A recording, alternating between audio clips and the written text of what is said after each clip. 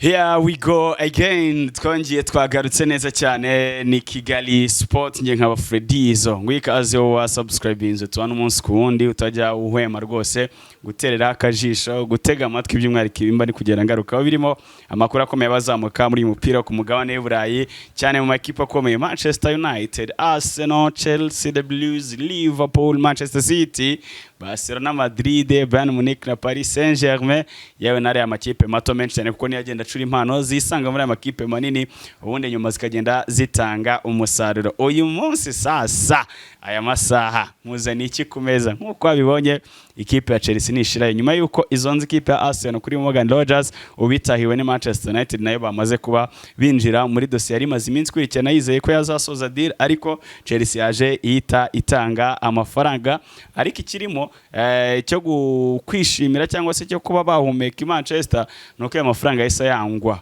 mu ikipe ya Bournemouth kuri Alex Scott.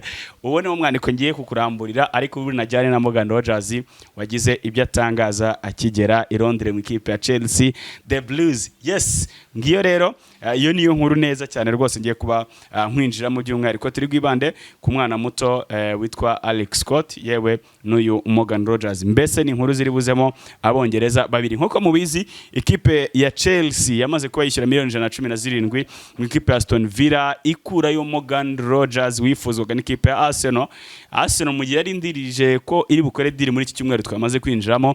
Chelsea yahise isata burenge deal isoza mu mpera z'icyumweru dusoje mu ijoro ryo ku gatandatu ndetse no ku cyumweru bahita basoza deal. Arsenal itungura no kumva byamaze kurangira iby'uyu musore imyaka 23 amaze no kuba atangazwa ikipe ya Chelsea the Blues. Ibyo yatangaje byinshi byose ndibigarukeho ahubwo ekamite mbijyanana n'inkuru zahise zikomeza zivuga ko Chelsea isn't stopping from there.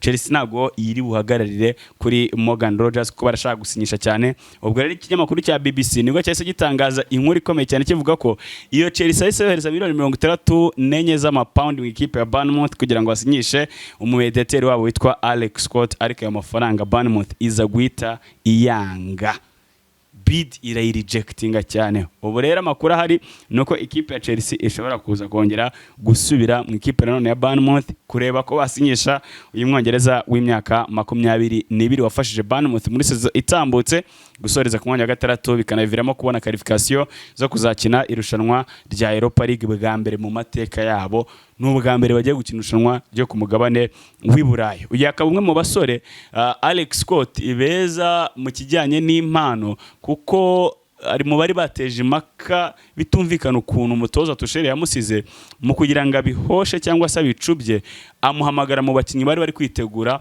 imikino y'igikombe cy'isi abari bari muri camp bakora imikino ya gishuti. Yewe uyu musore nabona iminota ubwo bakinaga na New Zealand umukino ubwongereza bwatsinze New Zealand igitego kimwe ku busa mbere ko igikombe cy'isi gitangira ariko still nyine mu gufata ya final roster muri 26 yagomba gufata yajyananye mu gikombe cy'isi. Uyu mwana aza kwisanga avuyemo muri bane cyangwa se abandi bakinnyi bagera kuri 4-3 gutyo yari yongeyemo yajyanye muri imyitozo.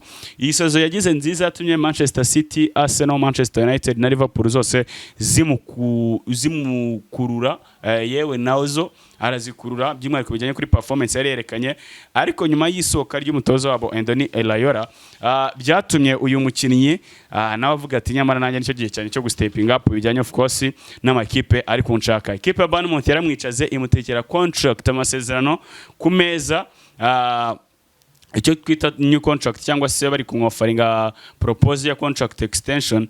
Uyu mwana arayanga avuga ko atari bwongera amasezerano nubwo ariko agifite indi myaka 2 muri ikipe ya Bournemouth. Yayinjemo 2023 abasingira amasezerano hafi y'imyaka igera kuri 5 gutyo. Ubu yarasigaje 2 bashaka kuyongera nanone still ariko bakanamwereza kamubwira ati wenda muri sizitaha twazakurekura ariko ntidushaka kukurekura. So uyu musore iyo proposal isa yanga avuga ko adashaka gusohoka by'umwihariko mu myaka iri imbere ahubwo bashaka gusohoka by'umwihariko muri sama kuko ari kubona ku meza ye offre z'ama equipe akomeye. icyo kintu no Bournemouth nayo yahise ifunga umuryango iravuga ati okay, nimba utashaka kongera amasezerano natwe ntabwo turi buze kukurekura gutyo byoroshye, uraza kuguma hano. Ariko ntibyabuje amakipe still amushaka gukomeza guhatana, arimo Chelsea yo yahise izibimbura itanga bid ya miliyoni 64 z'amapaundi zita zangwa. Ariko isoko ry'abongereza riri guhenda mu buryo budasanzwe pe. Abakinnyi bari kuzamuka ku giciro no by'umwihariko kugura umukinnyi ukuye muri Premier League biraza gusaba gatuza. Nk'ubu ndi kubona amakipe yo muri Espagne, yo mu Budage, yo mu Faransa nta nimwe ifite ubushobozi bwo gukandira uretse Barcelona. Twagiye tubona ikora deal z'ubusazi. Ku munsi w'ejo inshuti yanjye twaganiraga yitwa Frank Rumartigita ari uri kubimgarukira ambwa ati uretse Barcelona se ishobora kuzikishyura amafaranga kuri Philippe Coutinho cyangwa se ikaza kuri Anthony Gordon cyangwa hari izindi kipe ziri hanze y'Ubwongereza zapfa kuza kugura mu Bwongereza bisanzwe gutyo. Ati never, ntibishoboka, nta nimwe ifite ubushobozi. Niyo Bayern Munich izategereza Luis Diaz asoza amasezerano muri Liverpool ubundi igende imuhereza proposal y'umushahara mwiza. Ari uvuga ngo urazugure mu Bwongereza biragoye rero n'amakipe yo mu Bwongereza ubwayo kugurirana guhererekanya abakiri biri kuyagora cyane. Uribaza nka Alex Scott imyaka 22 sezateye imwe idasanzwe miliyoni 64 ikipe ntishaka no kuzikozwa, nabo baravuga ati tukeneye harenzeho. Ese kuki uyu musore gisanga yahenzwe? Icyo nicyo tugiye kwinjamo kugira ngo tumenye nimba na Manchester United hari amahirwe ko yamusinyisha, uretse ko yo hari turufu ifite kuri uyu musore. Uri ikipe ya Manchester United kuri uyu mutaramu iyo hari chance ifite yuko ishobora ko yamusinyisha babicishije ku muvandimwe we badahuje umubyeyi umwe, mushiki wa Alex Scott. Manchester United nayo iri mu makipe yifuza uyu mutaramu. Profile wenda ndayizanye nyuma y'akamanzanya ni turufu Manchester United yo ifite ishaka gukoresha n'amamvu iri kubigendamo biguru ntege. Irabizi ko Bournemouth ishaka miliyoni 80 z'amapaundi kuri Alex Scott, ariko bakabigendamo gake ko barabizi ko amahanga ari n'amakipe menshi. Iyi Manchester rero yo yamaze nayo kumenya amakuru yuko miliyoni 34 z'amapaundi Chelsea amaze kuzitanga abakazanga still baratuza. The Red Devils ikintu cya mbere yo ishaka guhereza uyu musore ni ukuba yakina Champions League. Nubwo azakina imikino ku mugabane w'Uburayi nka Europa League, ariko baramubwira ati turufu ya mbere tugufitiye nuko wakina irushanwa nk'irya Champions League. Icya kabiri, dufite umuntu hano wadufasha gukonvincinga Alex Scott kuba yaza kudukinira, ari nawe kapiteni w'ikipe y'abari n'abategarugori b'ikipe ya Manchester United, umukinnyi w'umustari cyane ariko nakina ikipe y'igihugu y'Abongereza b'abagore witwa Maya Letizia. Uyu mukobwa cyangwa se uyu mama witwa Maya Letizia ni mushiki wa Alex Scott ariko badahuje umubyeyi umwe, akaba ariwe kapiteni w'ikipe y'abagore ya Manchester United. Roman ikavuga ati uyu mugore cyangwa se uyu mukobwa yadufasha mu gukonvincinga Alex Scott. Barajya kungana mu myaka ko ntago ari ikinyuranyo cyatari kinini kirimo, ko Scott afite 22, uyu Letizia afite imyaka 24. Rero nawe akaba afite kariya ya hatari dasanzwe, ariko kuva mu bwana bwe uyu muhungu witwa Alex Scott niwe bakinanaga umupira mu academy. Nubwo yabaga ari umukobwa undi ari umuhungu, ariko nibo bitozanyaga ku giti cyabo, cyane ko buriya ngo bava ku karwa karaho gasanzwe cyane kitwa Guenesi cyangwa se Guenesi ko mu Bwongereza, akarwa katajya kava abanyamupira. Nibo bakinnyi babiri bonyene ngo batari bakaze bavuye kuri aka karwa, uyu mukobwa witwa Letizia ndetse na Alex Scott uri muri Bournemouth man yifuza. Rero babiri kukuba bafitanye iyo connection yo kuba ari bo bahagarariye iwabo, ari n'abavandimwe bakuriye mu nzimwe, bitozanyaga batobanya kondo, basangiye akabisi n'agahiye, cyane ko ngo baciye mu buzima butoroshye kuri aka karwa. Ntabwo ngo gukina umupira ari ikintu ngo bakozwe na gato, ati bashobora kuba bamukoresha nk'iturufu kugira ngo akonvenke Alex Scott abe yakekeza mu ikipe ya Manchester United, cyane ko uyu mukobwa nawe mu ma interviews menshi yagiye akora humvikanamo ikintu cy'urukundo rudasanzwe afitanye n'uyu musaza we Alex Scott. Avuga ati twakoranye ikibi n'ikiza, twacanye mu binejeje mu bisharira, ati njyewe nawe twifuzanya buri wese kuba yajya ku gasongero, cyane ko dusangiye n'amarangamutima by'umwihariko bijyanye n'uburyo nge nawe twakuriye mu gakaritse k'iwacu kitwa Guenesi mu gace kitwa St Martins. Ngo nitwe babiri rwose twavuyemo dukaze, twakinanaga umupira tukiri bato, tuza gusimbuka tuza hano muri mupira mukuru cyangwa se umupira kuri rwo hejuru w'Abongereza mu byumweru bijya gusa nkaho bijya kumera kimwe. Ngenza i Manchester United ajya mu ikipe ya Bournemouth, atariko still kwa namona muri environment nkirimo by'abakano gakaze kahatari gakomeye. Ati so kuba ngiye nawe twakongera kuba United Carrington cyaba ari ikintu cyatari. So Manchester United kavuga ati iyi turufu y'uyu mushiki we niyo barakirambirijo yo kuvuga ati yamukonvincinga kugira ngo abenge Arsenal, abenge Man City, abenge Liverpool, abenge Chelsea, ahubwo yerekeze i Carrington aze akurikira Yuri Tielemans na Andre Santos bo bamaze kuba basinyishwa i Manchester. So uyu musore rero kuri profile ye ukuntu bimeze nkuko nabigarutseho ari mu bakinnyi bagize sezo nziza itambutse y'imikino pe.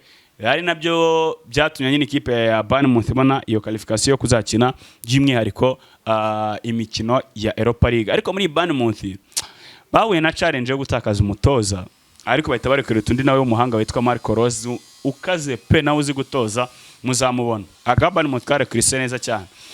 Iyi Bournemouth yisanga hari abakinnyi bagira kuri batatu bayifashije mu gice cy'ubusatirizi bifuzwa n'amakipe menshi akomeye.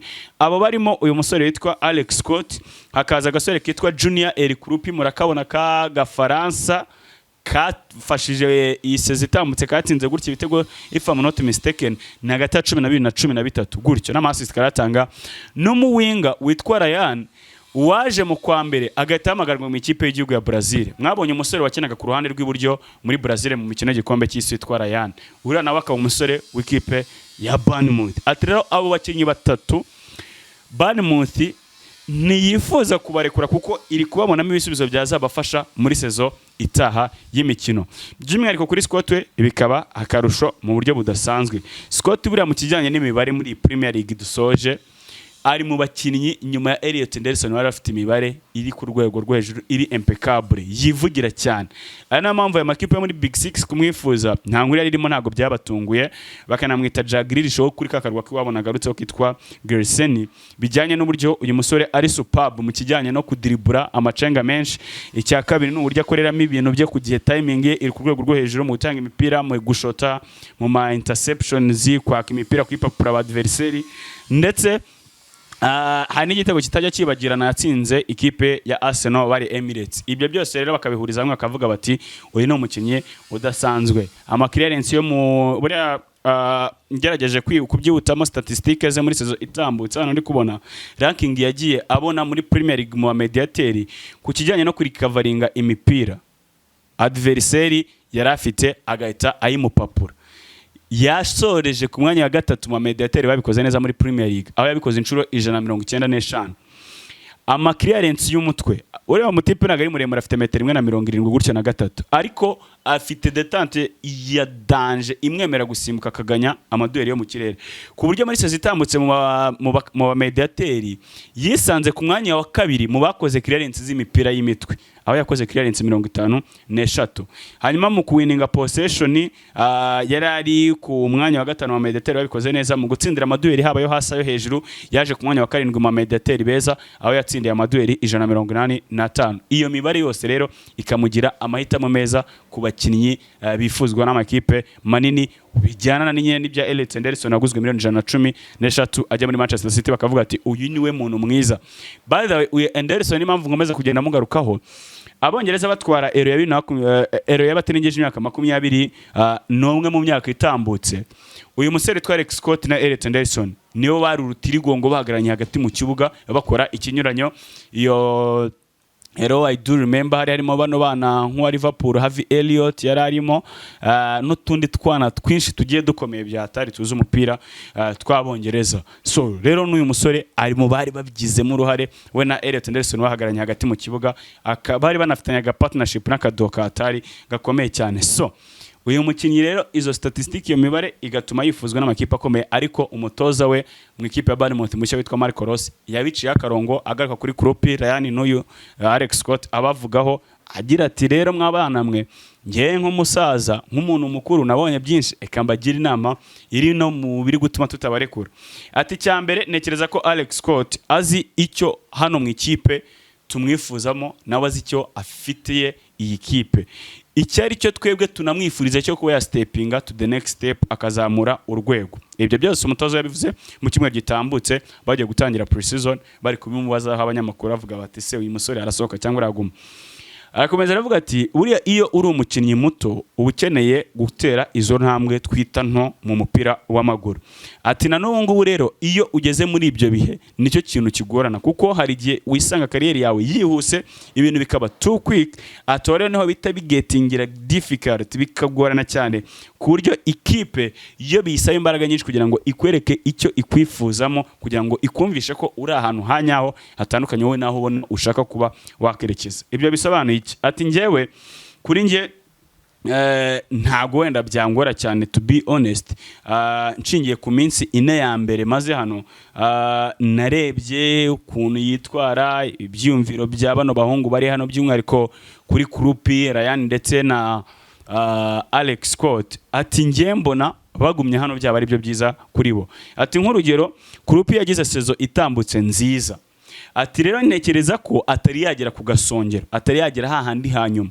Atari rero mpamvu mvuga ko ahariho hantu heza gukomeza kuimprovingira kuruta uko yahita yisanga yakoze transfer akajya ahandi hantu. Ati ikintu gikomeye, impamvu mvuga ko ahantu bazimprovinga abakinnyi bagera kuri 3, Ryan, Krupi na Alex Scott, dufite amarushanwa ya Europa League, bari mu bakinnyi tugenderaho. Ibyo bivuze ko bazaba bafite exposure y'imikino ku mugabane w'Iburayi, baza bagaperforminga, bazabona imikino myinshi. Bari gukina muri shampiyona ya mbere ku isi iri competitive ariyo ya Premier League. Hano bazaba ari abastatara abakinnyi babanzamo. Ati cyo ni ikindi kintu cya kabiri. Ati kugira irushanwa nka Europa League na Premier League ukina ubanzamo bihoraho, ati cyo kintu ntacyo wakinganya kuri development y'umukinnyi. Ati nimba hari n'ikipe yakwifuje yakongera ikagaruka ikakwifuza. Ati njyewe ngaho wenda mbivuze mu buryo bw'amarangamutima, atari ko nta bakinnyi ntifuza ko basohoka muri iyo kipe. So icyo gitekerezo cy'umutoza ni nacyo cya equipe, kuko na equipe irababonamo nk'abantu babafasha bwa mbere muri Premier League, icya kabiri bakabafasha muri Europa League nk'abakinnyi bafite impano, ariko nabo bakabafasha muri yo kubabwira ati murabona iminota ihagije kurutwa muri bujya muri ayo makipe. Nese Alex Scott urajya muri Man, ifite Yuri Tielemans, ifite Kobe Mainoo, ifite Bruno Fernandes, ifite Santos, ubizeye neza kuri ubona iminota ku myaka ya 22, atari kangaho hagumye wageze ya 23 ukiri umukinnyi ubona iminota ihagije gukina kujya n'iyo kipe y'igihugu gutekerezeho irakubona kuko wabonye iminota. Ariko nanone nujya muri aya makipe bishobora kugora, ariko none uyu mwana bikavuga ko we mu mbonize icyo ari cyo gihe cyanyacyo cyo kuba ya stepping up, yatera intambwe imuzamura imukura muri ikipe ya Bournemouth akaba yakerekeza mu ikipe ya either Manchester United iri kwesha trophy ya mushikiwe, Chelsea yamaze gutanga bid ya 34 zikangwa, Arsenal yo igituje, Liverpool igituje na Manchester City yo bisa nkaho noneho bituje cyane nyuma yo kwisinyishirize Elliot Anderson. Ibyo kubona isinyisha Alex Scott rwose ni ibintu ntari kubona vuba ngaha. So uyu mwana cyafite amasezerano y'imyaka 2 muri Bournemouth, no gutegereza tukareba ese araza kuyivamo arerekeza he, amahitamo ye meza kuri we na yahe, no kuguma muri Bournemouth cyangwa no kwerekeza muri Manchester either United or City, irondire muri Arsenal cyangwa se Chelsea na Liverpool ikiri gukomanga. Uretse ko nayo nk'icyo nagarutse kuri Man na Liverpool cyafite amediateri benshi bakomeye.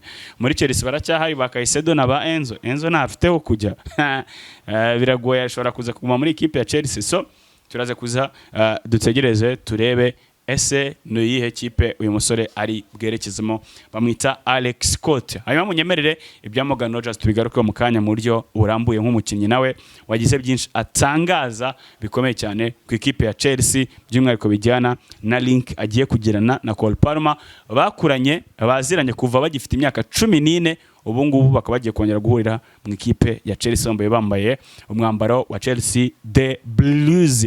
Yes, ubwo ngewe gushimira by'umwihariko kuba tugizeranyije muri iyi minota, ubwo nimba rwose bakomeje kureba aya mashusho twaba twatanganye kuva ku isegonda rya mbere twaba tugeranya ahangaha, uri umuntu mutaramu rwose aho wicaye icyonywa ugende rwose bakiguhe ubundi wishyure, sibyo se? Yes, ngushimire cyane, mukomeze mugire umunsi mwiza, mugubwe neza. Ndacyari Fredizo, iracyari Kigali Sport.